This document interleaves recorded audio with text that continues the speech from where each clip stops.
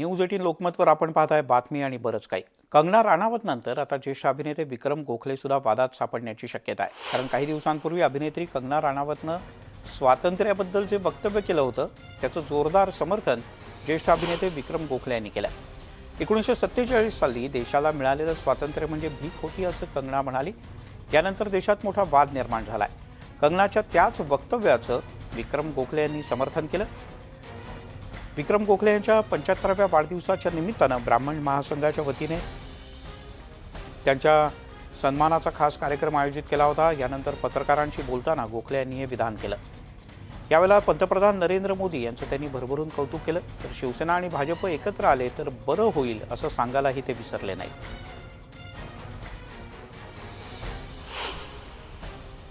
कंगना राणावत जे म्हणालेली आहे की ते भीक मागूनच मिळाले, याच्यावरती मी सहमत आहे. हे दिलेलं गेलं बरं का. हे ज्या योद्ध्यांनी मिळवण्याचा प्रयत्न केला त्या योद्ध्यांना फाशी जाताना मोठे मोठे लोक बघत राहिले, त्यांना वाचवलं नाही. त्यांनी आपल्या देशाचे हे लोक ब्रिटिशांच्या विरुद्ध उभे राहत आहेत हे बघूनसुद्धा त्यांना वाचवलं नाही फाशीपासून. असेही लोक आपल्या राजकारणामध्ये, केंद्रीय राजकारणामध्ये होते. No comments. नाही, नो कमेंट्स म्हणजे एवढ्या करता नाही की ते बॉलिवूडमधले ते काय शाहरुख खान आणि आर्यन माझं काही वाकडं करू शकत नाही. मी त्याला घाबरत नाही. फडतूस विषय येतो. 21व्या वर्षी जेव्हा माझ्या मराठा समाजातला एक मुलगा गोळी लागून मरतो बॉर्डरवरनं, तो हिरो आहे, आर्यन हिरो नाही आहे. हे जेव्हा तुम्हा लोकांना कळत नाही ना, तेव्हा तुमच्या बुद्धीची मला कीव करावीशी वाटते. ज्या संकटाच्या कड्यावरती आत्ता आपला देश उभा आहे, त्यातून त्याला मागे खेचायचं असेल तर BJP आणि शिवसेना यांनी एकत्र आलंच पाहिजे अशी माझी श्रद्धा आहे. फडणवीसांना मी प्रत्यक्ष प्रश्न विचारलेला होता की तुमचं तरी काय बिघडलं असतं, 2.5 वर्ष त्यांना दिली असती. बरं, तुम्हाला कुठली पाहिजे, 2.5 वर्ष पहिली का नंतरची? हे माझे प्रश्न आहेत त्यांना. फडणवीसांचा काय रिप्लाय होता? झाली चूक. नाही, ती त्यांचीच नाही आहे. काय त्यांचं दोघांचं झालं असेल ते त्यांनी जनतेला विश्वासात घेतलं पाहिजे. डोंट डिसीव्ह. लोकांना फसवू नका तुम्ही. लोकांना फसवू नका. लोक केव्हा तरी प्रचंड शिक्षा करतात. मग ती आता आपण भोगतो. उद्धवजींशी बोलेन, स्वतः जाऊन पर्सनली जाऊन भेटेन, देवेंद्र साहेबांना सांगेन. ही जबाबदारी आहे. हो, तुम्ही लोक प्रेम करता. जर फॉलोअर्स असतील तर we have to do something to save our country. युतीला जनाधार दिला होता बेसिकली. हो, त्याचा अनादर होता एका अर्थाने महाविकास आघाडी सरकार. होतोय नाही, झालाय ऑलरेडी. लोक वैतागलेले आहेत. सर्वसामान्य मनुष्य जो शिवसेनेला मानत होता, तुम्ही ते मोर्चे आणि शिवसेनेचा बंद घाबरून बसता, तर तसं नाही आहे. त्या दृष्टीने मी म्हणत नाही. राहिलीच नाही. बाळासाहेबांची शिवसेना जी होती ना, ती जी पिढी आहे ना, ती खचली आहे.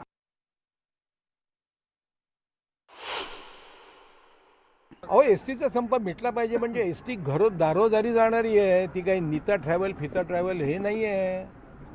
एसटी रस्त्यात बंद पडली तर दुसरी एसटी ताबडतोब मागून घेतात. 18,000 बसेस आहेत त्यांच्याकडे. कोणाकडे एवढी ताकद आहे? जगातली 1 नंबरची आहे एसटी. माहिती नसेल तर सांगतो, जगामध्ये नंबर 1ची आहे एसटी. एवढं मोठं जाळं विणलंय त्या एसटीनी, त्याची वाट लावली. हिंदू मुस्लिम याच्यामध्ये निश्चितपणे दरवेळेला अनेक वर्ष वाद होतील. याप्रमाणे सर्व राजकीय पक्ष, भारतीय क्षितिजावरती, राजकीय क्षितिजावरती जेवढे लोक आहेत मतपेट्यांचं राजकारण करणारे, ते सगळे हिंदू मुसलमान तेढ, मराठा ब्राह्मण तेढ, दलित ब्राह्मण तेढ, दलित मराठा तेढ, मुस्लिम मराठा तेढ हेच करत आलेले. फक्त मतपेट्यांचं राजकारण, दुसरं काहीही नाही. दरम्यान काँग्रेसचे ज्येष्ठ नेते आणि राज्याचे माजी मुख्यमंत्री पृथ्वीराज चव्हाण यांनी अभिनेत्री कंगना राणावत हिच्यावर जोरदार टीका केली. विचार आणि व्यक्ती स्वातंत्र्य मिळालं म्हणून काहीही बरळायचं नसतं आणि केंद्रातले सत्ताधारी राजाश्रय देतात, हे दुर्दैव आहे असं पृथ्वीराज चव्हाण यांनी नमूद केलं. विक्रम गोखले यांनी कंगनाच्या वक्तव्याचं समर्थन केलं. यावर सुद्धा चव्हाण यांनी नाराजी व्यक्त केली.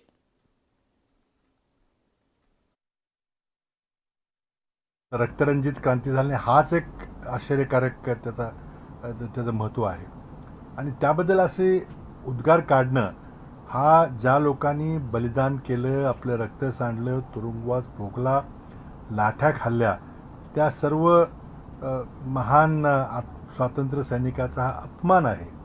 आता त्यांना हा विषय नाही आहे आणि त्यामुळं मी निषेध तर करतो, पण तो सगळ्यात दुर्दैवी गोष्ट अशी आहे की आता व्यक्ती स्वातंत्र्याखाली आपण काही कोणी बोलू शकतो, परंतु त्याला शासनातून अशा व्यक्तीला गौरवलं जातं, अशा व्यक्तीला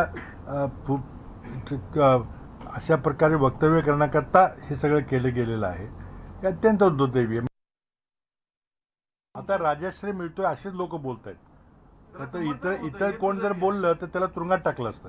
आज जी हुकुमशाही चाललेली आहे, जरा कोणी एखादा कार्टुनिस्टने काय एखादं कार्टून काढलं किंवा एखादा स्टँडअप कॉमेडियन जर काहीतरी बोलेल म्हणून त्याला तुरुंगात टाकलं जातं, अशा दहशत आहे. मग या लोकांना ह्याची भीती वाटत नाही, कारण राजश्री आहे ना. अशा लोकांवर काही कारवाई करायला पाहिजे का? कारण नाही गोखलेंनी जी काय म्हटले? नाही जी काही कारवाई करायची आहे ती कायदेशीर झाली पाहिजे. असं मला वाटतं, वाईट वाटतं, मला चीड आले म्हणून मी काहीतरी कारवाई असं नाही झाला. जर त्यांनी आपल्या देशाचा कायदा मोडला असेल तर निश्चित त्यांच्यावर कारवाई झाली पाहिजे, पण ती सगळ्यांच्या सारखी झाली पाहिजे. दरम्यान अभिनेते विक्रम गोखले यांच्या वक्तव्यावर काँग्रेसचे प्रवक्ते अतुल लोंढे यांनी प्रतिक्रिया दिली. विक्रम गोखलेजी, भारत हा बहुरंगी होता, आहे आणि राहील. तो कधीही नुसता भगवा किंवा नुसता हिरवा असणार नाही, असं अतुल लोंढे यांनी म्हटलंय.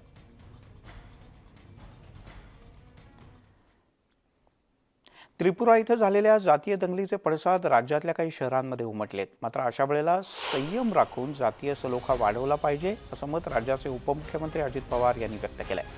दंगलीमुळे सर्वसामान्य गरीब लोकांना मोठा फटका बसतो. काही लोक भावना भडकवण्याचा प्रयत्न करतात, तर पोलीस दलाला मदत करून कायदा सुव्यवस्था राखण्यासाठी सर्वांनी प्रयत्न करा, असं आवाहन उपमुख्यमंत्री अजित पवार यांनी केलं. सकाळी लवकर उठून काम करण्याबद्दल त्यांनी बारामतीकरांना एक चिमटाई काढली.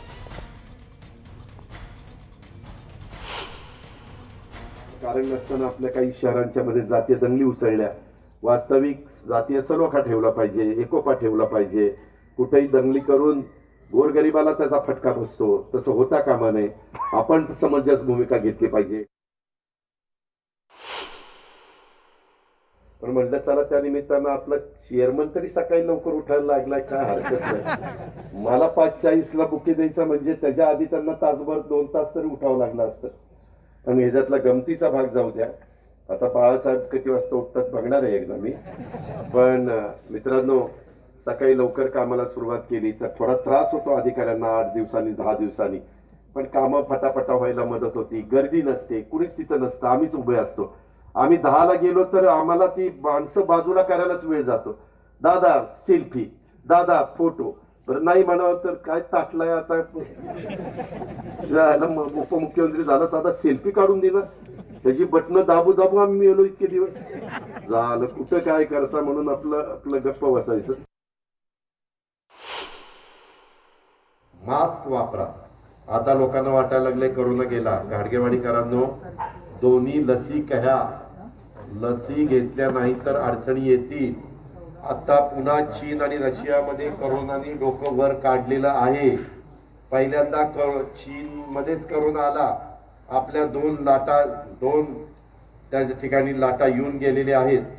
तिसरी लाट येण्याची शक्यता जर आपण नीट तारतम्य पाळलं नाही, नियमाचं पालन केलं नाही, 2 लसीकरण करून घेतलं नाही, लहान मुलांना द्यायचं नाही.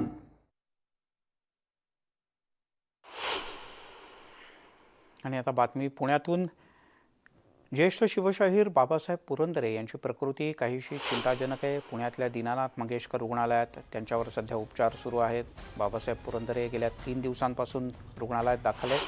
त्यांना निमोनिया झाला असल्याची माहिती मिळते. त्यांच्यावर डॉक्टरांची वरिष्ठ टीम सध्या उपचार करते आणि त्यांची प्रकृती काहीशी चिंताजनक असल्याचं कळतं.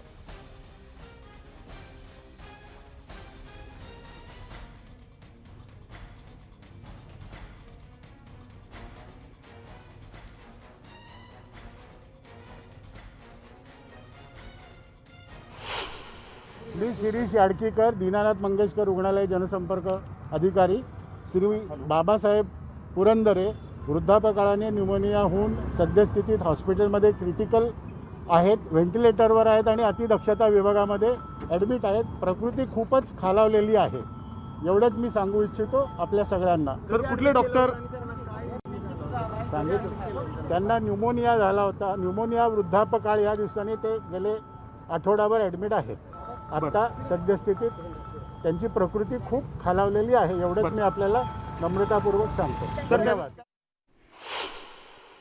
चंद्रकांत फुंदे आपले प्रतिनिधी पुण्याहून आपल्यासोबत जोडले गेले. चंद्रकांत, डॉक्टरांनी म्हटलंय सगळ्यांनी प्रार्थना करा, बाबासाहेब पुरंदरे यांची प्रकृती लवकर ठीक होऊ दे.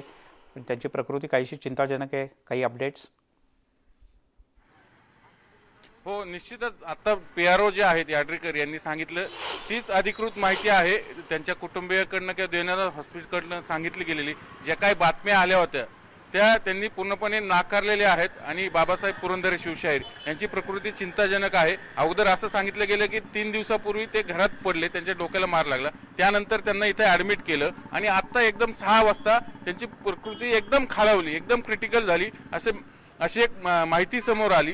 सगळे माध्यम आणि किंवा नातेवाईक आप्तेष्टांना इथं बोलवून घेतलं गेलं बाबासाहेबांच्या. काही माध्यमांनी बातम्याही चालवल्या ती गेलं वगैरे, पण ऑफिशियल इन्फॉर्मेशन कुटुंबीय आणि हॉस्पिटलकडनं सांगण्यात आलेली आहे की ते क्रिटिकल आहेत, त्यांची प्रकृती अतिशय खालावलेली आहे, पण ते व्हेंटिलेटरवर आहेत.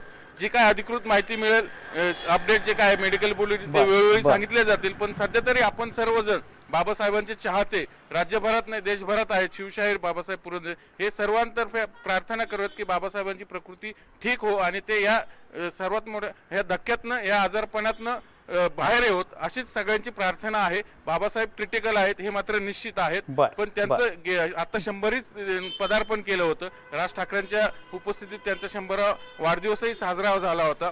या सगळ्या पार्श्वभूमीवर मध्यंतरी त्यांनी माध्यमांना मुलाखती दिल्या होत्या. त्यानंतर आज अचानक ही बातमी आल्यामुळे निश्चितच त्यांच्या चाहत्यामध्ये एक चिंतेचं वातावरण पसरलेलं आहे. पण त्यांचं कार्य किल्ले, गड किल्ले आणि साधारण शिवचरित्राचं हे निश्चितच कुणीही नाकारू शकत नाही आणि हेच त्यांचे मोठं संचित आहे. मिलिंद. चंद्रकांत, खरं बाबासाहेब पुरंदरे यांच्या कथाकथनावर आणि त्यांच्या सादरीकरणावर अनेक पिढ्या त्यांनी शिवाजी समजून घेण्याचा प्रयत्न केला. छत्रपती शिवाजी महाराजांचं मोठेपण त्यांच्या कार्यक्रमांच्या माध्यमातून आपण सगळ्यांनी पाहिलं. त्यामुळे बाबासाहेब पुरंदरे लवकरात लवकर बरे व्हावेत आणि पुन्हा एकदा सगळ्यांना भेटावेत. ते 100 वर्ष त्यांची यशस्वीपणे पूर्ण करू देत यासाठी सगळेजण शुभेच्छा देत आहेत. पण आत्ताची जी ताजी माहिती आहे, दीनानाथ मंगेशकर रुग्णालयात त्यांच्यावर उपचार सुरू आहेत, त्यांची प्रकृती काहीशी चिंताजनक आहे. चंद्रकांत तुर्तास धन्यवाद. या बुलेटिनमध्ये इथेच थांबूयात. पाहत राहा न्यूज 18 लोकमत.